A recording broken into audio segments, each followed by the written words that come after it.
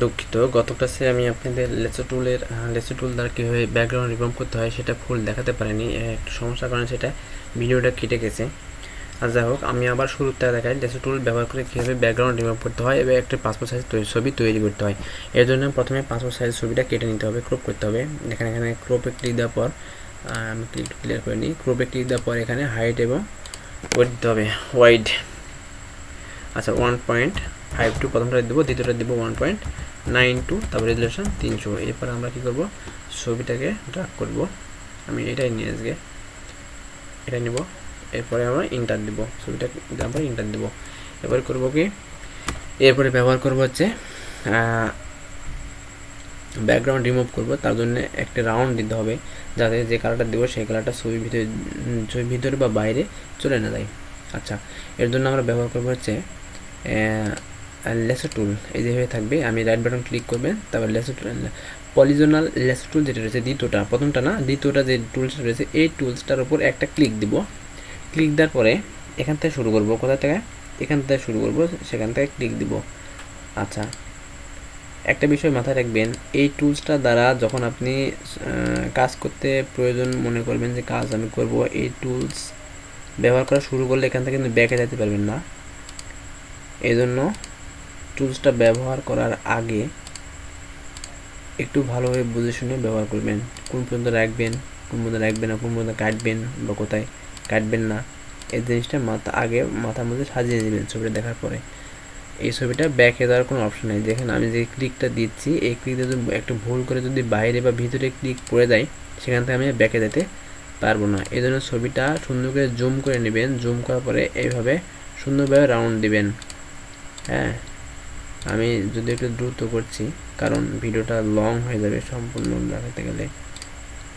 এই আসার পরে এটা কথা এক ধরেন পেন্সিল, এটা দিয়ে সুন্দরভাবে আঁকতে হবে যে আমি এই দিক দিয়ে ছবিটা ব্যাকগ্রাউন্ডটা রিমুভ করব।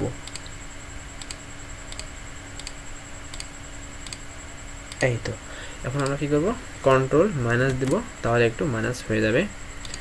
এরপর আমরা এই দিক দিয়ে আবার চলে আসবো, ঘুরে কোথায় আসবো, যেখান থেকে শুরু করছি সেখানে চলে আসবো, যেখানে শুরু করছি সেখানে চলে আসবো। দেখেন ক্লিক দেওয়ার সঙ্গে সঙ্গে দেখেন সুন্দর হয়ে গেছে। এখানে যে রাইট বাটন ক্লিক দিয়ে মেক সিলেকশন করার প্রয়োজন নাই, অটোমেটিকভাবে সিলেকশন নিয়ে নিয়েছে। এখন শুধু আমার কালারটা পিক করতে হবে। পেন বাকেট টুলে ক্লিক দিব, এরপরে ছবিতে ক্লিক দিব। ছবি ব্যাকগ্রাউন্ড এরকম কালার দেওয়ার জন্য কী টুল ব্যবহার করবো, paint bucket tool. Paint bucket টুলসে একটা ক্লিক দিব, তারপর ছবির উপর এই ব্যাকগ্রাউন্ডে একটা ক্লিক দিব। দেখেন ছবিটা কালার ব্যাকগ্রাউন্ড নিয়ে নিছে। এখন যদি অন্য কালার থাকে, এখানে অন্য কালার যদি থাকে তাহলে কী করবো, আচ্ছা এর অন্য যদি কালার থাকে, অনেকগুলো কালার রয়েছে, মনে করেন ছবিটা ওই ব্যাকগ্রাউন্ডে অনেক কিছু রয়েছে, তাহলে কী করবো, এইখান থেকে পেন্সিল টুল নিব। পেন্সিল টুল নেওয়ার পরে কী করবো, এখান থেকে সুন্দরভাবে ঘষে দেবো। আমি আরেকবার দেখাই, এটা একটু সরিয়ে নিই এই কালারটা। হ্যাঁ, এবার এই যে পেন্সিল টুলে ক্লিক করবো, এরকম আসবে। যদি এরকম না আসে, যদি এরকম যদি আসে, এরকম যদি একটু দেখাই, এরকম যদি আসে, তাহলে কী করবেন, তাহলেও যদি আপনি এখান থেকে এখানে যদি ড্রাগ করেন, তাহলে কিন্তু কালারটা নিয়ে নেবে। দেখেন কালার নিচ্ছে না, কিন্তু ছোটো আকার নিচ্ছে, কারণ হচ্ছে ব্রাশটা ছোটো হয়ে আছে। একটু ব্রাশটা কী করতে হবে, বড়ো করতে হবে। দেখেন আপনার কিবোর্ডের ফার্স্ট ব্র্যাকেট, সেকেন্ড ব্র্যাকেটের দুইটা ব্র্যাকেট আছে, সেকেন্ড ব্র্যাকেট শুরু, সেকেন্ড ব্র্যাকেট ক্লোজ।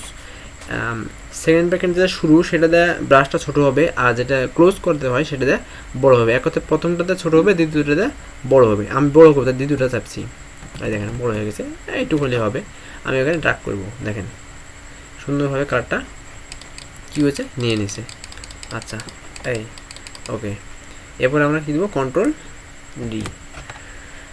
ডি। এই অপশান আসার পরে এখন যদি আমার মনে হয় যে হচ্ছে এই কালারটার নাম অন্য কালার দেবো, তাহলে এই কালারের উপর ক্লিক করবেন, এই পেন বাকেট টুলসে ক্লিক করবেন, ছবির উপরে একটা ক্লিক দিবেন। দেখেন কালার সুন্দরভাবে নিয়ে এসে। এখন দেখেন ছবি কিছু অংশে একটু সাদা মাদা যদি থাকে তাহলে কী করবেন, এই যে পেন্সিল টুলের উপর ক্লিক দিবেন। পেন্সিল ক্লিক দেওয়ার পরে এখানে একটু সাদা আছে, তাহলে কী করবেন, এই চলে যাচ্ছে। দেখেন আমি ভিতরে দেখেন সম্পূর্ণ নেই, এই দেখেন আর হচ্ছে না। আচ্ছা ব্যাকে যাই, তার মানে আমার যেইটুক প্রয়োজন শুধু সেইটুক অংশের উপর ছোট্ট করে ক্লিক দিতে হবে। শুধু কালার যদি থাকে, সাদা যদি অংশ থেকে থাকে আর কি। এই যেখানে সাদা আছে, একটু এখানে একটু সাদা আছে, হ্যাঁ, প্রয়োজনে আপনি এটা ছোটো বড়ো করে নিতে পারবেন। আচ্ছা, এরপরে এখন এই অবস্থা আসার পর কী করবো আমরা, মনে করেন ছবিটার একটু লাইট দিব। এই কাজটা কীভাবে করবো, ছবিটা ব্লু আরও করা যাবে, অনেক কিছু কাজ রয়েছে, আমরা আস্তে আস্তে দেখি কী কাজ করা যাবে। ছবিটা যদি একটু কালো হয়ে থাকে তাহলে কী হবে, ছবিটা একটু লাইট দিতে হবে। তার জন্য কন্ট্রোল এম,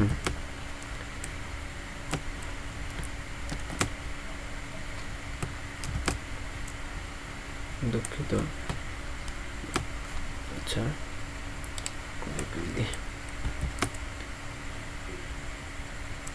কন্ট্রোল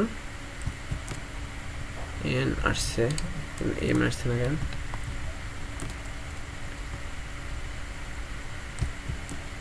বিও তো আসছে।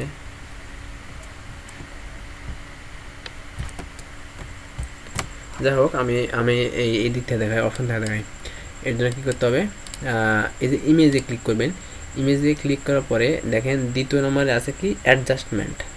অ্যাডজাস্টমেন্টে ক্লিক করার পরে এই অ্যাডজাস্টমেন্টে মাউস পয়েন্টার নিয়ে যাওয়ার সঙ্গে সঙ্গে দেখেন এদিকে আরও অনেকগুলো অপশান চলে আসছে। এখান থেকে আমরা যাবো bright and contest, brightness and contest.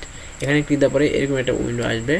আসার পরে দেখেন কন্টেস্ট যদি বাড়াই তাহলে কি অবস্থা হয়, একটু বাড়ালে কমে দেখবেন আর কি। আর ব্রাইট মানে ছবিটা আলো যদি বৃদ্ধি করতে চান তাহলে এই দেখেন আলোটা বাড়া দেবে। যদি কালো ছবি হয় তাহলে সুন্দরভাবে আলোটা একটু বাড়িয়ে দেবেন। যদি কন্ট্রাস্ট একটু কম হয়, মানে চুল কালো কালো এগুলো যদি কম থাকে তাহলে এই কন্ট্রাস্টটা একটু বাড়িয়ে দিতে হবে। এই কম বাড়া করা যাওয়ার সঙ্গে সঙ্গে এই ছবিটা দেখেন চেঞ্জ হচ্ছে, এই যে বুঝতে পারছেন, অবশ্যই চেঞ্জ হচ্ছে। এটাতে প্রয়োজন মতো এখানে ব্যবহার করতে হবে, যে এখানে বাড়া দিলে আমার ভালো লাগছে নাকি কমা দিলে ভালো লাগছে, এটা আপনার নিজের উপর ডিপেন্ড করবে সম্পূর্ণটাই। এরপর ওকে করবো, ছবিটা অ্যাপ্লাই হয়ে যাবে। এরপর আমরা দেখবো হচ্ছে, দেখবেন অনেকগুলো ছবির একটা রাউন্ড থাকে, চারিদিকে একটা অন্য কালারের রাউন্ড থাকে, কালো বা যে কোনো একটা কালারের রাউন্ড থাকে।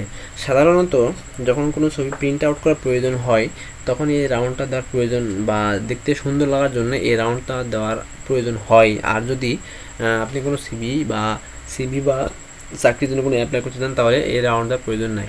দেখো আমি রাউন্ডটা দেওয়া দেখাই, কীভাবে দেখাবেন, কীভাবে দেবেন। আচ্ছা, তারপর আপনি কন্ট্রোল এ দিবেন।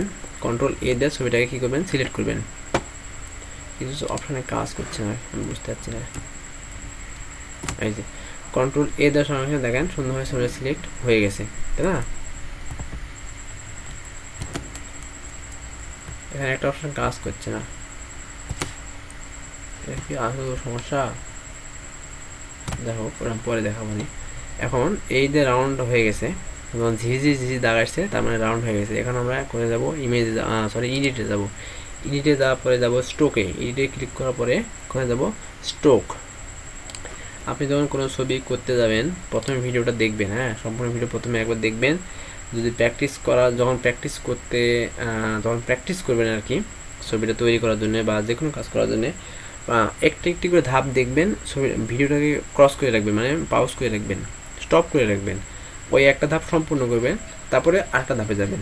তাছাড়া কিন্তু আপনি বুঝতে পারবেন না বা করতে পারবেন না, কারণ একটা ভিডিওতে যত না কথা বলা আছে সবগুলো একবার দেখে আপনার মনের মধ্যে বা মনে থাকবে না, আপনি মুখস্থ করতে পারবেন না যে এখান থেকে এই করতে হবে, এখান থেকে ওই করতে হবে, সম্পূর্ণটা মনে থাকবে না। এই জন্যে কী করতে হবে, একটু দেখতে হবে। যেমন আমি দেখালাম প্রথমে ক্রপ করা দেখালাম, আপনি কী করবেন, প্রথমে ক্রপে টিক দিবেন, আমি যেভাবে দেখালাম সেভাবে করে নেবেন।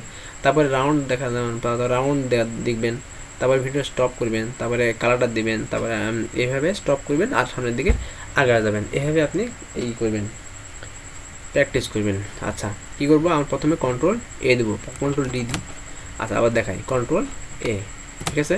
কন্ট্রোল এ দেওয়ার সঙ্গে সঙ্গে এরকম একটা রাউন্ড আসবে। এবার কোথায় যাব, এডিটে যাব, তারপর স্ট্রোকে যাব। স্ট্রোকে আসার পরে আমি ব্যাকগ্রাউন্ড আমি রাউন্ডে কী কালার দেবো সেই কালারটা এখানে চুজ করে নেব। সাধারণত আপনারা আমি সাজেস্ট করবো ব্ল্যাক কালার দেবেন, সাদা কালো কালারটা দেবেন। এই যে এখানে টিক দেওয়ার পরে এই যে কালার দেখতে পাচ্ছেন, কালার না, প্রথমে হচ্ছে হোয়াইট সিলেক্ট করতে হবে, মানে কি কত পিএক্স হবে এটা আমি বলবো। সাধারণত আপনারা 15 দিবেন, 15 পিএক্স। আর কালারটা এখানে ব্ল্যাক দিবেন, ক্লিক করার পরে ব্ল্যাক। দেখেন এখানে যে কালারটা দেবেন, এখানে যে কালারটা আসবে সেটাকে উপরে, নিচেরটা না কিন্তু উপরে যে কালারটা থাকবে সেটাই ওই করবেন। এই দেখলে কিন্তু দেখেন অন্য কালার নিয়ে নিচ্ছে। আচ্ছা, আমি ব্ল্যাক নিয়ে যেহেতু ব্ল্যাকে ক্লিক দিলাম, এই যে ব্ল্যাক নিচে ওকে দেবো, ব্যাস। এরপরে এখানে ব্ল্যাক চলে আসছে, এখানে 15 পিক্স আছে, এবারে ওকে দেবো। হ্যাঁ দেখেন সুন্দরভাবে একটা রাউন্ড চলে আসছে, কালো একটা রাউন্ড চলে আসছে। এখন ছবিটা প্রিন্ট আউট করলে এই রাউন্ডটা সুন্দরভাবে দেখা যাবে। আচ্ছা, এরপরে কী করব, ছবিটা যদি সেভ করা প্রয়োজন হয় তাহলে কী করব। আচ্ছা, ছবিটা যদি সেভ করার প্রয়োজন হয় তাহলে আমরা কী করব, এখানে ফাইল অপশন দেখতে পাচ্ছেন, ফাইলে যাব। এরপরে ফাইলে অপশন আসার পরে দেখেন এখানে এই যে সেভ এবং সেভ এজ দুইটাই রয়েছে। আমরা সেভ এজে ক্লিক দেবো। কোথায় দেবো, সেভ এজ। সেভ এজে ক্লিক দেওয়ার সঙ্গে সঙ্গে আমরা ছবিটা কোথায় সেভ করবো, প্রথমে লোকেশান সিলেক্ট করবে। আমি ছবিটা কোথায় সেভ করবো, ডেস্কটপ সিলেক্ট করবেন। ডেস্কটপ সিলেক্ট করার পরে এখানে ছবিটার একটা নাম দিবেন। কী নামে সেভ করবেন, নাম্বার দিবেন, মোবাইল নাম্বার দিলে ভালো হয়। আচ্ছা, এরপরে এখানে ফরম্যাটটা দেখবেন, যদি অন্য কোনো ফরম্যাট হয়ে থাকে, অন্য কোনো ফরম্যাট যদি থেকে থাকে, এরকম যদি থাকে বা অন্য কোনো ফরম্যাট যদি থাকে, আমি যেটা বলবো সেটা নেবেন। সেটা কি নেবেন, জেপিইজি। জেপি, এই দেখেন জেপিইজি, জেপিইজি, জেপিজি, জেপিইজি, জেপিএফ, এই অপশানটা আসার পরে এখানে ওকে করবেন, ঠিক আছে। আচ্ছা, এরপরে এখানে আপনি ফাইলটা স্মল সাইজ রাখবেন নাকি কোন সাইজে রাখবেন, এটা এই যে এটা একটু মাঝামাঝি দিবেন, মিডিয়াম সাইজ। এই যে এখানে মিডিয়াম আসলো না, মিডিয়াম দিবেন। হাই দিলে বেড়ে যাবে, হাই দিলে ছবিটা মেগাবাইট অনেক বেড়ে যাবে, লো দিলে কমে যাবে, মিডিয়াম রাখবেন, ঠিক আছে। আর এখানে এখানে ক্লিক দেওয়ার পর নিচে আসবেন, নিচে আসার পরে এখানে ক্লিক দেওয়ার পরে 56.6 KB বিপিএস বা 28 এটাও রাখতে পারেন, এর বেশি রাখার প্রয়োজন নাই, 56ই রাখবেন, অনেক কিছু রাখার প্রয়োজন নাই। এরপরে ওকে ক্লিক দিবেন, ব্যাস। এখন আমি মিনিমাইজ করে দেখি ছবিটা সেভ হয়েছে কিনা। এই দেখেন ছবিটা সুন্দরভাবে সেভ হয়ে গেছে, এই যে ছবিটা সেভ হয়ে গেছে। ওকে, ধন্যবাদ সবাইকে। আজকের ক্লাস এই পর্যন্তই। পরবর্তী ক্লাস ভিডিওতে আবার সুন্দর একটা টিউটোরিয়াল নিয়ে আলোচনা করব। ভিডিওটা যদি বুঝতে অসুবিধা হয়, যদি বুঝতে না পারেন, অবশ্যই ক্লাসে জানাবেন যে ভাই আমি এখানে বুঝতে পারিনি, তাহলে আমি সেটা সলভ করে দেওয়ার চেষ্টা করব। ধন্যবাদ সবাইকে।